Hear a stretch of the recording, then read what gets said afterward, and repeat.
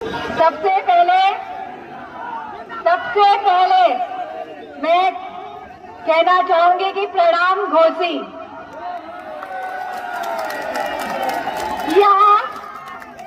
यहाँ उपस्थित आप सभी जनता जनार्दन का हम हृदय से कोटि कोटि नमन अभिनंदन करत हई। घोसी के महान धरा को नमन, घोसी की महान धरा को हम नमन करत हई। आज आप सबन का जोश और उत्साह देख के लगत बा कि घोसी का धरती घोसी की धरती घोषणा कई दिल्हेबा की 4 जून के ई तानाशाही सरकार जात बा। आजकल ई डबल इंजन जो है ना, ई डबल इंजन में खूब टकराव बा। क्या बा? टकराव बा। ऐसे बच के रहने के जरूरत बा। ये दोनों मिलके कब एक्सीडेंट कर दिया के जानत बा। सावधान रहने की जरूरत बा। सावधान रहने की जरूरत बा। आपन बच्चन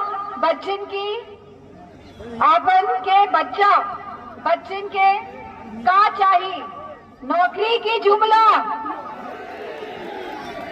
आपके महंगाई का भोजा चाहिए कि महंगाई से मुक्ति? किसान भाई के फसल का दाम चाहिए कि सरकार का लाठी? किसान की फसल का दाम चाहिए कि सरकार का लाठी? जनता के वोट के बदले रोज हार चाहिए कि रोजगार चाहिए? आने वाले 1 तारीख के घोसी वालों साइकिल का बटन दबा के लोकतंत्र के जिता दिया कि नहीं? संविधान के बचा लिए। अपने बाल बच्चन के भविष्य खातिर ज्यादा से ज्यादा वोट से जिता दिया। किसे जिता दिया? किसे जिता दिया? तो मुझे पूरा भरोसा है, जो उत्साह, जो समर्थन, जो आशीर्वाद समाजवादी पार्टी के प्रत्याशी हमारे राजीव राय जी के साथ आप सबका है, और पूरी पार्टी जो आज उपस्थित है इस मंच पे और छोटे मंच पे उपस्थित हमारे सभी कार्यकर्ताओं का है, तो परिणाम ऐतिहासिक होने वाले हैं। और जैसा कि हम जानते हैं कि अब जो चुनाव का आखिरी चरण बचा है, चुनाव का आखिरी चरण होने जा रहा है, और जैसे जैसे चुनाव बढ़ा आगे, बताइए भाजपा वालों के पसीने निकले कि नहीं निकले? आज भाजपा के बड़े नेताओं के पास मन से बोलने के लिए कुछ नहीं है। जो पिछले 10 सालों में जो उम्मीद, जो आशा जगाने का काम किया था, इन सभी उम्मीदों पे, इन सभी आशाओं पे पानी फेरने का काम अगर किसी ने किया है तो भाजपा के 2 बड़े नेताओं ने किया है। भाजपा के 2 बड़े नेताओं ने मिलकर पूरे देश की उम्मीदों पे, सपनों पे, आशाओं पे पानी फेरने का काम किया है, और इनकी तृष्णा खत्म होने का नाम नहीं ले रही है। और ये चाहते हैं कि तीसरी बार भी सरकार बनाएं, लेकिन किस खातिर ये सरकार बनाएंगे जब हमारे युवाओं के पास रोजगार नहीं है, जब आज महंगाई से हमारी माताएं बहनें, हमारा किसान सब त्रस्त हैं। और बताओ, अग्निवीर जैसी योजना लाके इन लोगों ने देश का सम्मान गिराने का काम किया कि नहीं किया? इन्हें किसी के सम्मान से मतलब नहीं है। ये अहंकारी लोग हैं, इन्हें किसी के सम्मान से मतलब नहीं है। ये नहीं चाहते कि युवाओं का भविष्य उज्जवल बने। बताओ पेपर लीक हुए कि नहीं हुए? और कितनी बार पेपर लीक हुए? 1 बार, 2 बार, 3 बार, 4 बार, 10 बार। और अगर उनकी सरकार आती है तो ये जो श्रृंखला है ये ऐसी ही चलती रहेगी। लेकिन मुझे खुशी इस बात की है कि आज पूरा देश परिवर्तन और बदलाव की ओर बढ़ रहा है और देश में नया सूर्योदय होने जा रहा है। और इस सूर्योदय से हमारे युवाओं का भविष्य उज्जवल होगा, हमारे किसानों का भविष्य उज्जवल होगा, हमारी माताओं बहनों का भविष्य उज्जवल होगा। क्योंकि गठबंधन की सरकार और समाजवादी पार्टी की जब जब उत्तर प्रदेश में सरकार बनी है तो हमने काम करके दिखाया है। युवाओं को रोजगार दिया है, भर्तियां दी है, लैपटॉप दिया है, पेंशन दी है।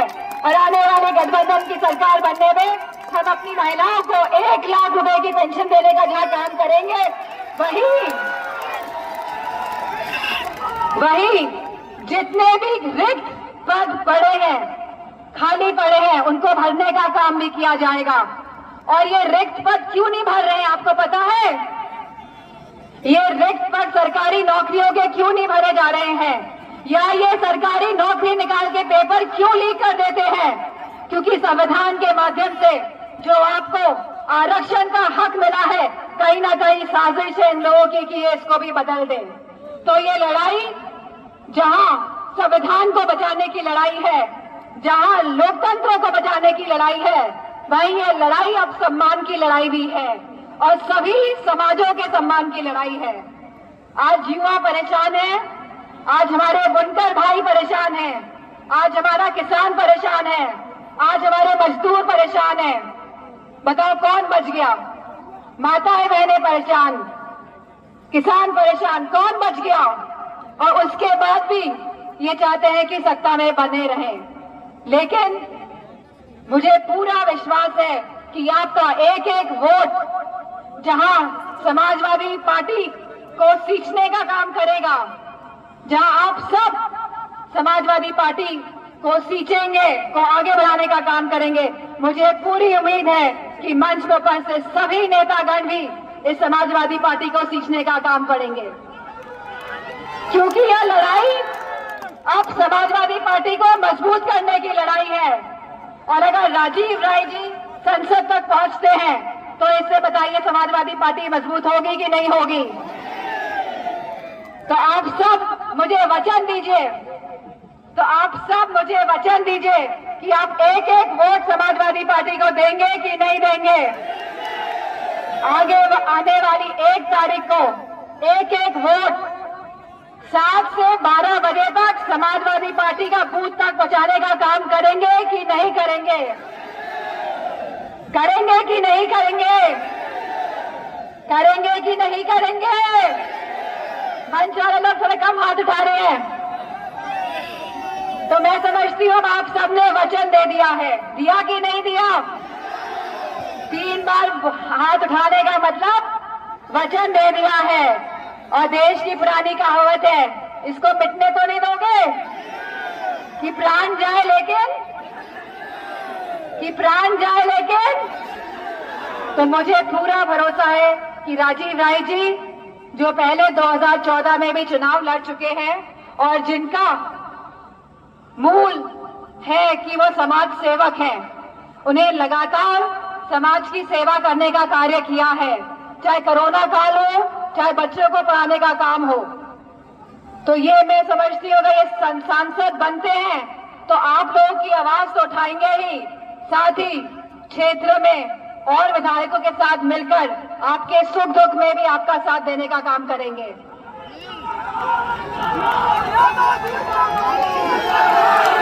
क्योंकि 2014 के बाद चुनाव हारने के बाद बताइए इन्होंने क्षेत्र छोड़ा या नहीं छोड़ा?